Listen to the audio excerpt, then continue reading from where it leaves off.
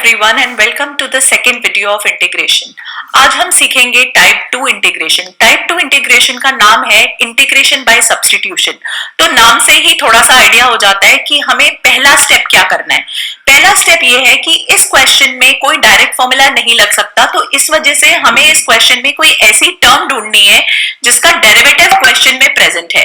And suppose करिए derivative अगर question में नहीं प्रेजेंट है तो हमें by hit and trial method उस डेरिवेटिव को क्रिएट करना है. ठीक है, that is your step number 1.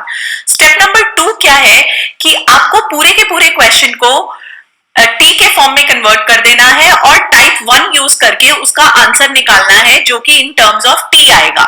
And the last step यानी कि स्टेप नंबर 3 क्या है, क्योंकि आपका क्वेश्चन एक वेरिएबल के फॉर्म में गिवन होगा, मे बी से एक्स, तो आपको जो टी की वैल्यू है जो स्टेप नंबर 2 में आंसर आया है उसे वापस सब्स्टिट्यूट कर देना है in the form of x to get the final answer.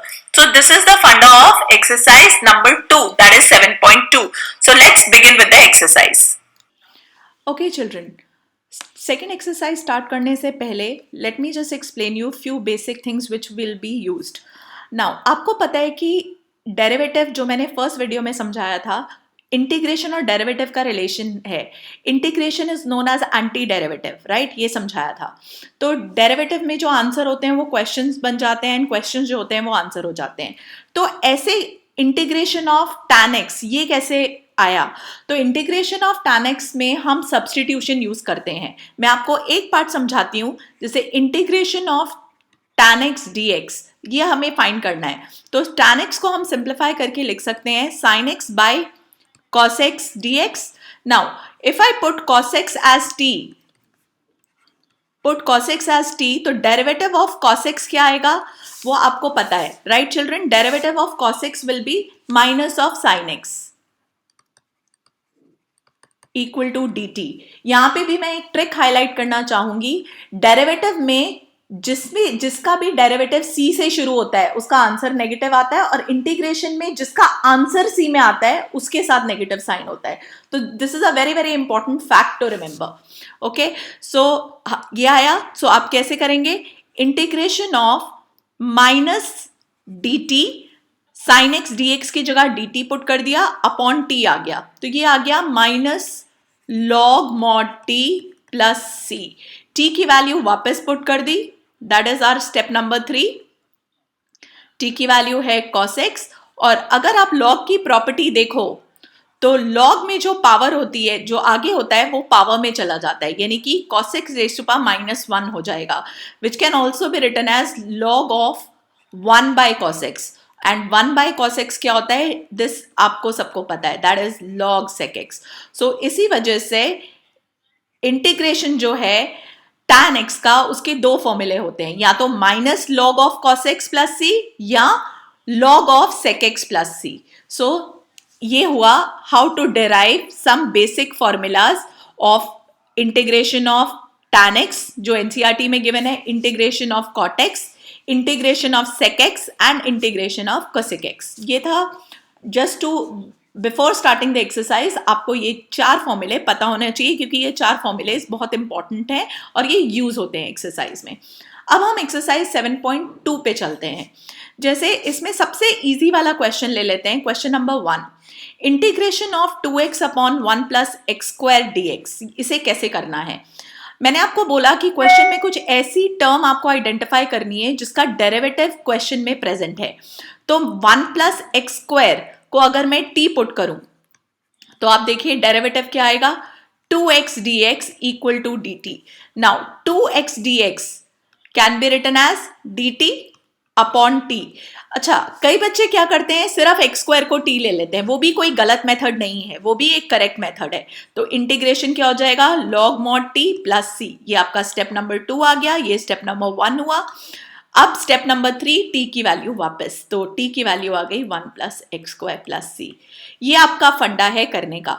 अब जैसे क्वेश्चन नंबर 2 में अगर आप देखो तो I can just directly give you hint, आप log x को t पुट कर सकते हो, राइट? अगर आप क्वेश्चन नंबर 3 में देखो, मैं चाह रही हूं कि आप खुद सॉल्व करो, मैं पूरी एक्सरसाइज सॉल्व नहीं करूंगी. अगर आप x कॉमन लो तो चेक करिए क्वेश्चन इस फॉर्म में कन्वर्ट हो जाएगा. तो अब आप 1 प्लस log x को t पुट कर सकते हो, राइट? तो क्वेश्चन हो जाएगा. क्वेश्चन नंबर 4 में बहुत बहुत इंपॉर्टेंट चीज है जिसमें बच्चे कंफ्यूज हो जाते हैं।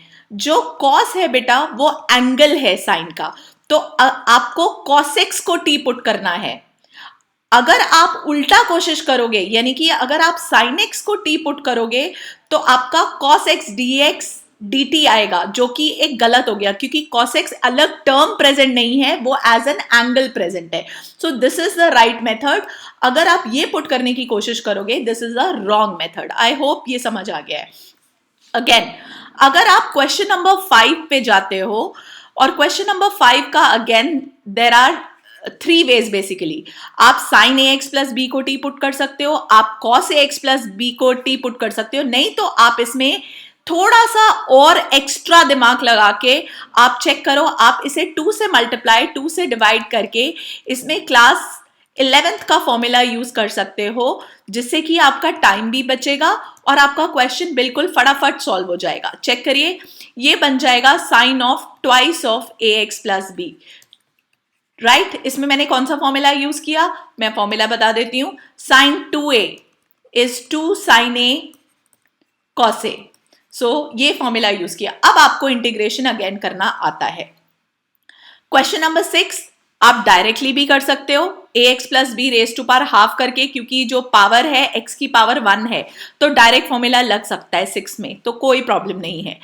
अगर आप क्वेश्चन नंबर 7 की बात करो, अगेन इसमें मैं आपको एक ट्रिक बताना चाहूंगी ताकि आप रूट में प्रॉब्लम, क्वेश्चन गलत नहीं है अगर आप x प्लस 2 को t पुट करके भी क्वेश्चन को सॉल्व करने की कोशिश करते हो, but the shortcut, let me tell you the shortcut and again a more time saving problem, time saving solution. x plus 2 को पुट करिए t square instead of t. क्यों? क्योंकि स्क्वायर रूट है, और जैसे ही आप पुट करोगे तो ये आ जाएगा dx is equal to 2t dt। अब चेक करिए, आपके क्वेश्चन में से रूट बिल्कुल ही हट जाएगा। x की जगह क्या आ जाएगा, टी स्क्वायर माइनस 2, आप इस इक्वेशन में से देख सकते हो।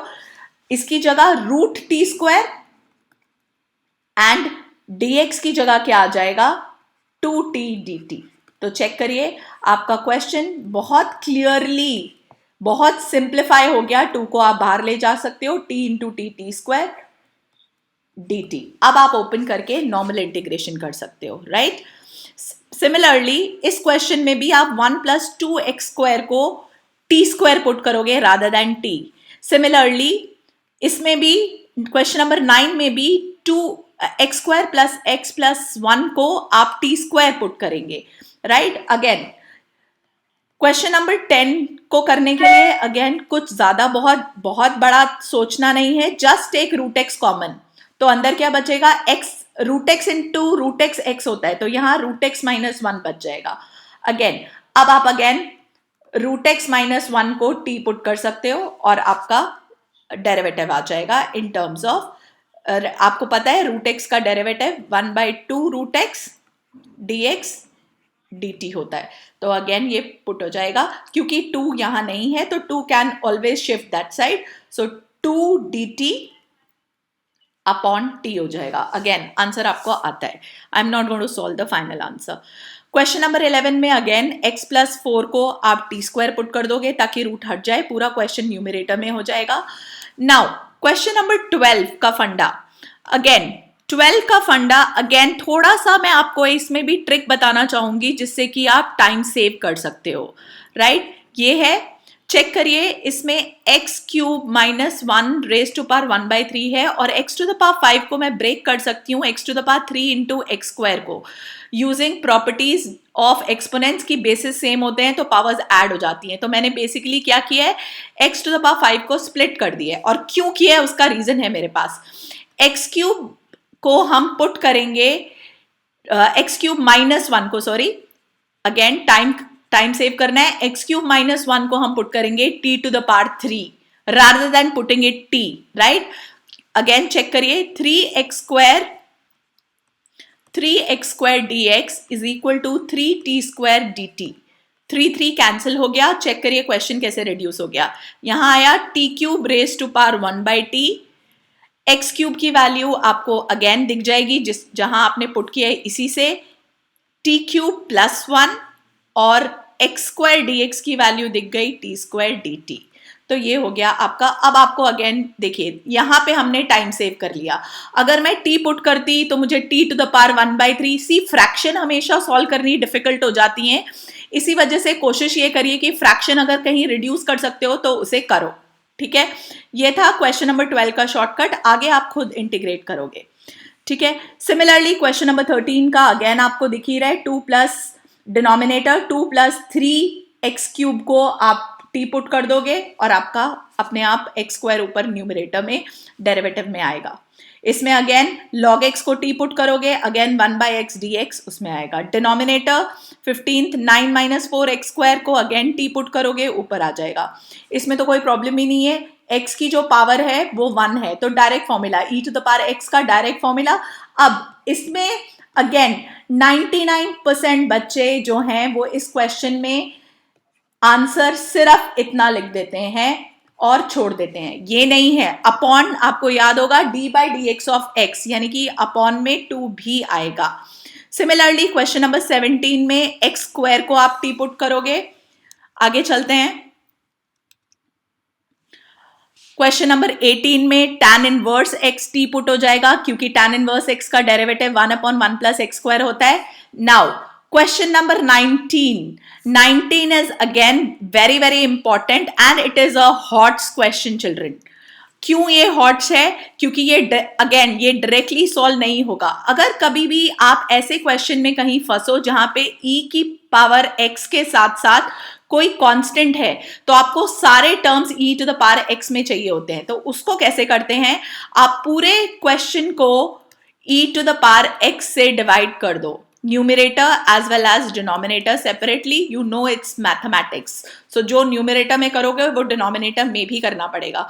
तो question can get converted into this upon this. इसमें मैंने e to the power 2x upon e to the power x, 1 upon e to the power x। Similarly denominator में same thing, e to the power 2x upon e to the power x plus 1 upon e to the power x। अब check करिए, मैंने again exponents का rule लगाऊंगी, तो e to the power x minus e to the power minus x upon e to the power x plus e to the power x dx। Again denominator t put हो जाएगा, I am sorry यहाँ minus sign आएगा, denominator t put हो जाएगा, ऊपर dt आएगा। 20th question direct है, e to the power 2x plus e to the power minus 2x t put हो जाएगा, ऊपर ऑलरेडी dt प्रेजेंट है। नाउ अब आया question number 21 children. 21 again directly नहीं हो सकता, राइट? क्योंकि tan स्क्वायर 2x माइनस 3 का कोई डेरिवेटिव नहीं होता।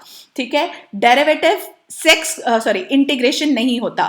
तो हम इसमें क्लास 10th की आइडेंटिटी आपको याद होगा, 1 plus tan square theta is sec square theta. So can I convert this sec square into tan square into sec square? So sec square 2x minus 3 minus 1 dx।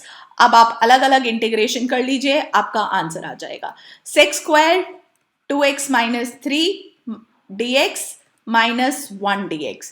Integration आपको पता है sec square x का integration tan x होता है। Again इसमें ये चीज नहीं भूलना है कि derivative of 2x minus 3 denominator में जरूर आएगा, माइनस x प्लस c। ये आपका आंसर हो गया। sec square x कोई प्रॉब्लम ही नहीं है, आप डायरेक्ट करोगे। अगेन डिनोमिनेटर में इसका डेरिवेटिव 7 माइनस 4x का derivative, you don't have to forget. Question number 23 में sine inverse x t put हो जाएगा एंड ऑब्वियसली आपको डेरिवेटिव दिख ही रहा है। डिनोमिनेटर अगेन t पुट हो जाएगा, न्यूमरेटर ऑटोमेटिकली आ जाएगा 2 कॉमन लेके। इसमें भी 1 बाई cos स्क्वायर x को आप sec स्क्वायर x लिख सकते हो और 1 माइनस tan x को t पुट कर सकते हो। क्वेश्चन नंबर 26 में रूट x को t पुट कर सकते हो। क्वेश्चन नंबर 27 में साइन 2x को t स्क्वायर पुट करोगे टू सेव टाइम, क्योंकि स्क्वायर रूट है क्वेश्चन के अंदर, राइट?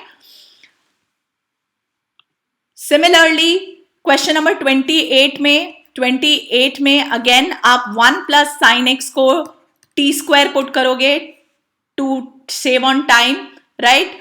क्वेश्चन नंबर 29 में आप log sin x को t पुट करोगे, राइट? क्योंकि अगेन आपको दिख रहा होगा कि log sin x का डेरिवेटिव, अगेन चेन रूल नहीं भूलना बच्चों, log sin x का डेरिवेटिव क्या होगा 1 by sin x into derivative of sin x which is cos x dx equal to dt। जब आप इसे t पुट करोगे तो ये आएगा जो कि ऑलरेडी cot x होता है, प्रेजेंट है।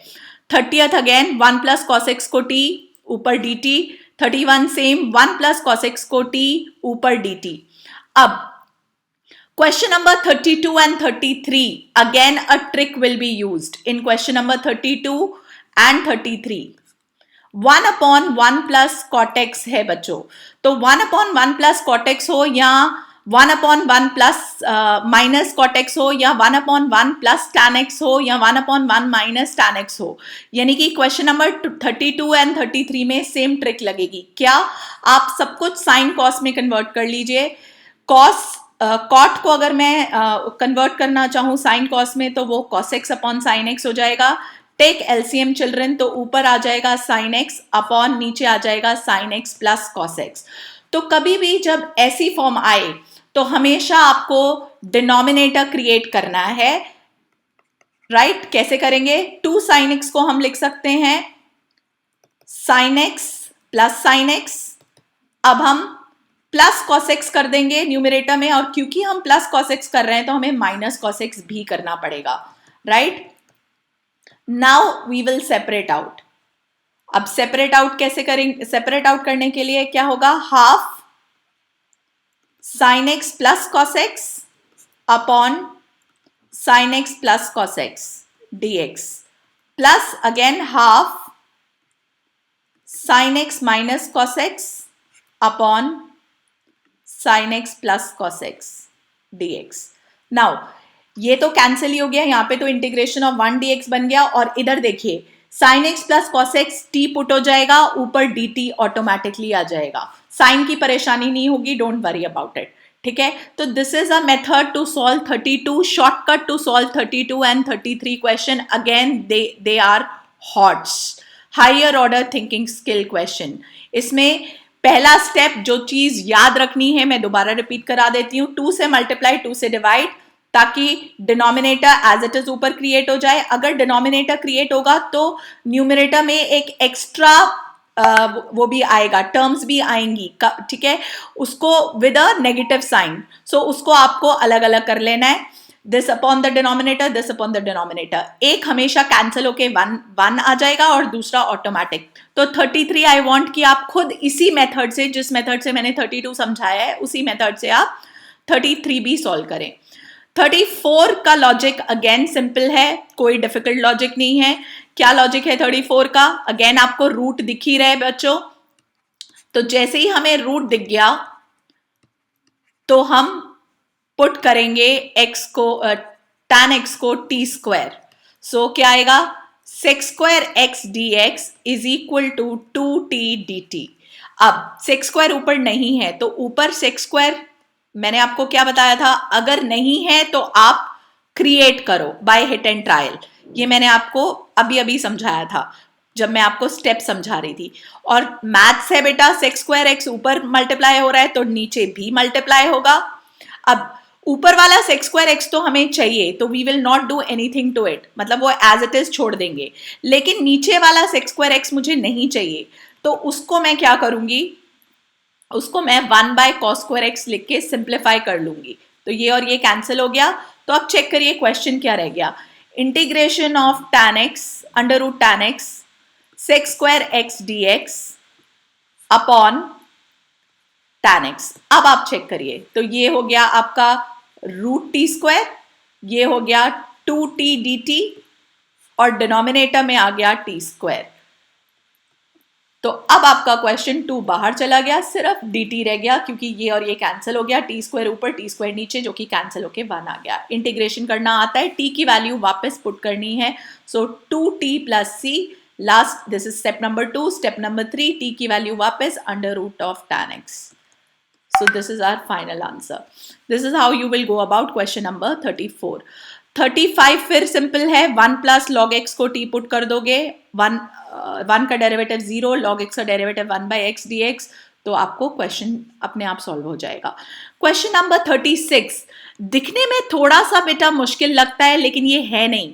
इस क्वेश्चन को आप थोड़ा सा रीअरेंज करोगे। x को मैं डिवाइड कर दूंगी। Can I right this? जो डिनोमिनेटर में x है, क्या मैं उसे ऐसे लिख सकती हूं? चेक कर लीजिए। और 1 + 1/x and x plus log x का होल स्क्वायर dx। अब आपको कुछ भी देखने, अब आपको क्लियरली दिख जाएगा। log x plus log x को आप t पुट करोगे और ये dt आपका ऑटोमेटिकली दिख रहा है। सिमिलरली 37 भी घबराने की बिल्कुल जरूरत नहीं है। क्वेश्चन दिखने में थोड़ा टफ है। x³ sign of tan inverse x to the power 4 upon 1 plus x to the power 8 dx। Again tan inverse x to the power 4 को आप t पुट कर दोगे तो 1/1 plus x स्क्वायर, ये फॉर्मूला होता है, इनटू चेन रूल नहीं भूलना डेरिवेटिव में, x to the power 4 का derivative 4x³ dx equals to dt।